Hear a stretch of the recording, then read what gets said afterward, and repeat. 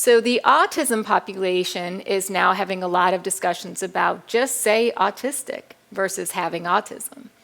Because if I'm autistic, it means that I'm really dependent on learning how to be successful and be autistic at the same time.